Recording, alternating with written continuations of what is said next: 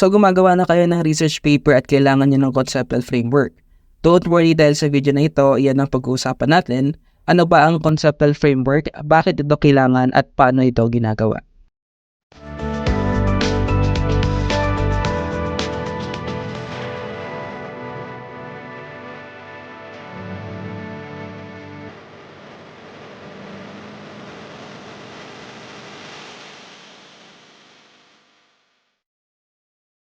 Sa nakaraang video, pinag-usapan natin ang tungkol sa theoretical framework. Pero laging kasunod at kakambal ng theoretical ang conceptual framework, kaya ngayon, yan naman ang ating pag-uusapan. So what is conceptual framework? Ayon sa article ng GradCoach, a conceptual framework is typically a visual representation, although it can also be written out, of the expected relationships and connections between various concepts, constructs, or variables. Ito yung part ng research kung saan usually unang lumalabas ang figure or illustrations. Kadalasan ang CF ang nagiging figure 1 sa isang research paper. Yung figures na to, nagpapakita sa relationship or processes ng mga variables sa study nyo. Conceptual frameworks often make use of different shapes, lines, and arrows to visualize the connection and relationship between different components or variables. Though it states here na gumagamit ng iba-ibang shapes, lines, at arrows para magpakita ng relationship, ang typical CF naman ay hindi kasing detailed na mga flowchart na ginagamit sa programming na talagang may meaning yung bawat shapes. Usually, squares, rectangles at simpleng arrows or lines lang yung nagko-connect sa dalawang rectangle or box para maipakita yung relationship ng dalawa. Ang kadalasang laman ng mga kahon dyan ay yung mga important variable or concept and eventually yung title ng research. Basta parang outline siya ng study nyo na may diagram lang through those rectangles and lines. Be sure to make use of all the visual aids you can. Clean design, well-considered colors, and concise text are your friends, according to GradCoach. Although visual aid ang conceptual framework, hindi ibig sabihin na pwedeng maging super creative at playful sa pagde-design nito. Usually nga colorless lang ang mga boxes. Super plain at simple lang ang CF.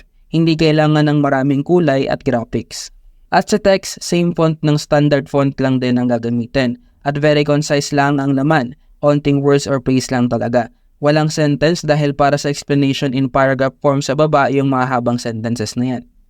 To further be guided kung paano gumawa ng CF at ano ba dapat na makita roon, ito ang description mula sa module ng PR2.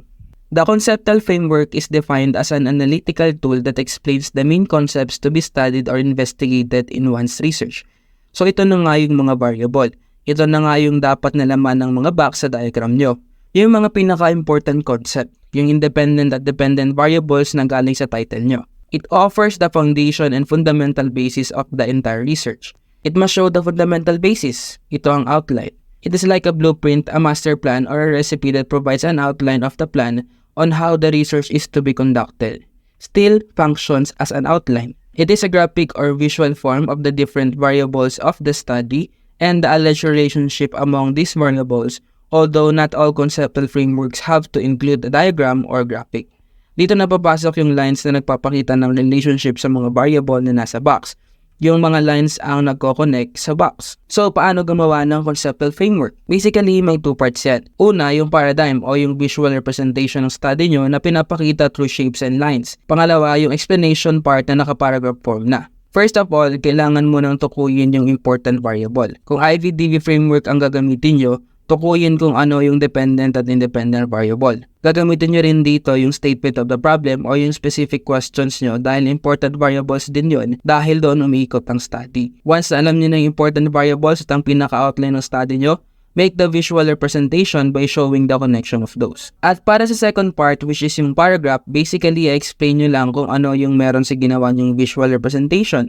Explain the variables, explain their relationships. Sa dulo, i-emphasize nyo lang uli yung aim ng study nyo. That's basically how it goes. Now, let's talk about the different kinds of paradigms or visual representations na ginagamit sa conceptual framework. Nakuha ko ito sa video ni Teacher Anna PH na gumagawa rin ng videos about research, so check out her channel too. Una, ang IVDV model, which stands for Independent Variable Dependent Variable Model. So basically, ginagamit ito kadalasan kapag nagpapakita ng cause and effect relationship ang study nyo. Actually, ito yung usual na ginagamit na model for basic research. Pinapakita lang nito yung dalawang mahalagang variable sa study nyo na directly taken sa title. Remember, pag independent variable, ito yung konseptong nakaka-apekto sa kabilang variable.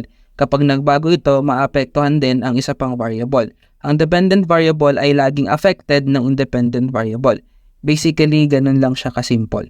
Sunod naman ay ang IPO model, which stands for Input Process Output Model. Ginagamit kadalasan ng IPO sa mga experimental na study.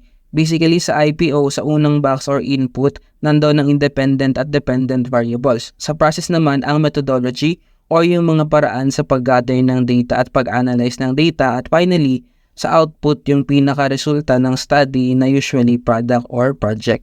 Predictor Criterion Model or PC Model. This is used according to relationships, associations, differences, and impacts. This model is used when relating and assessing the influence between two or more variables. Basically, similar lang din siya sa IVDV model, and in this case, yung predictor ang IV na nakakaapekto sa criterion or DV. Pero according sa definition, ang purpose naman nito ay assessment sa relationship ng dalawang variables. P model. P model is a situation producing level of questioning. This model is used in research studies that propose a program or any intervention measure. P means proposed program. Basically, pwede rin siya sa action research basta't ang pinaka-outcome niya ay may proposed program after assessing the variables. Expanded version siya ng PC model kasi andun pa rin yung predictor at criterion pero sa dulo may proposed program. Parang pinagsamang IVDV at IPO model lang din. So now you know about conceptual framework, paano ito ginagawa at ano ang iba't ibang model na pwedeng gamitin. Pero as you notice, lagi nababanggit ang salitang variable kapag CF ang pinag-uusapan.